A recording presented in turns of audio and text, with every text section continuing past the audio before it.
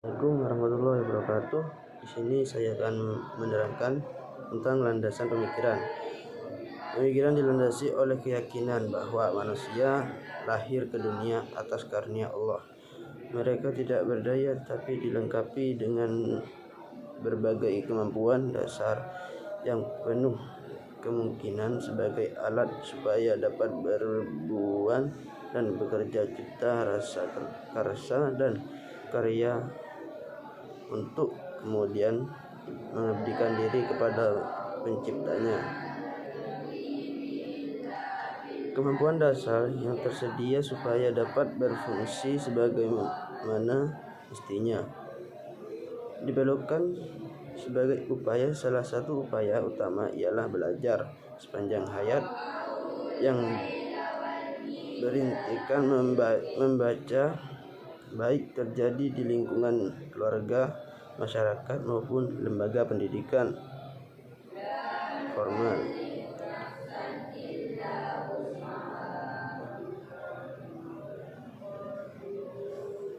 Kenyataan menunjukkan bahwa manusia dapat dididik dalam batas-batas tertentu, yaitu tergantung kepada kemampuan dasar yang tersedia, pengalaman yang didapat, kemudian yang diulat dan sudah barang tertentu takdir ilahi bagi mereka yang mempercayainya. Namun demikian manusia tetap harus berusaha dengan takwa dan ilmu, amal dan ibadah, dan barang siapa yang berikhtiar dengan sesama dan disertai dengan doa yang ikhlas, insya Allah Tuhan akan memberikan manusia hidup yang bahagia lahir dan batin. Ilmu pendidikan adalah ilmu yang mempelajari proses mempengaruhi antara peserta didik dengan pendidik dalam berbagai situasi pendidikan untuk mencapai tujuan pendidikan.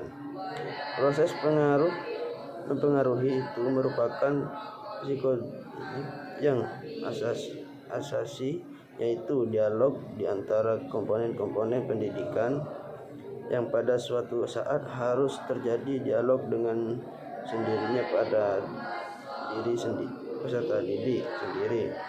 Kemudian ia dapat bertindak lain atas keputusan dan tanggung jawab sendiri atau disebut hidup mandiri, baik secara pribadi maupun sosial.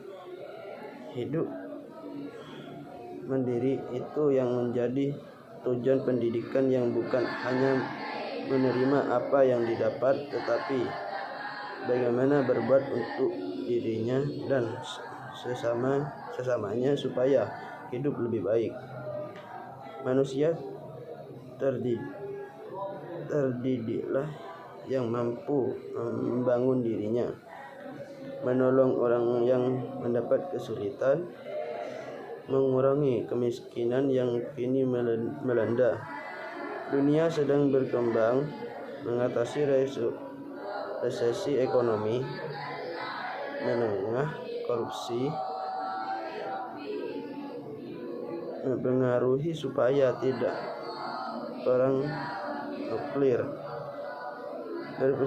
berprestasi dan menciptakan suasana hidup tentram, damai dan adil, sejahtera lahir batin dunia akhirat.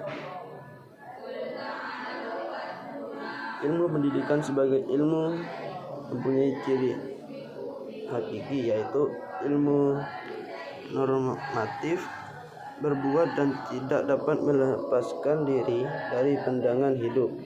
Ilmu pendidikan sebagai seni sangat berkaitan dengan profesi pendidikan yang secara formal telah maju di Indonesia. Hal ini dilihat pada keputusan pemerintah yang tertuang dalam surat keputusan Menteri Pendidikan dan Kebudayaan, yang kemudian disempurnakan dengan surat keputusan nomor 02/11/1 atau 1982. Dalam keputusan itu digariskan bahwa di Indonesia ini hanya terdapat dua profesi besar, yaitu profesi non kependidikan dan profesi kependidikan. Profesi non kependidikan adalah segala profesi yang diantaranya kedokteran, ekonomi, hukum, dan teknologi. Profesi kependidikan terdiri dari guru dalam berbagai bidang profesi di atas dan tenaga kependidikan lainnya, di antaranya administrasi pendidikan, dan pengembangan sosial, psikologi pendidikan, dan bimbingan pendidikan luar biasa, filsafat dan sosiologi pendidikan, kurikulum dan teknologi pendidikan atau bidang yang akan muncul kemudian. Kemajuan kedudukan formal itu merupakan suatu tonggak sejarah yang harus diisi bila ilmu pendidikan tidak mau disebut telat mati.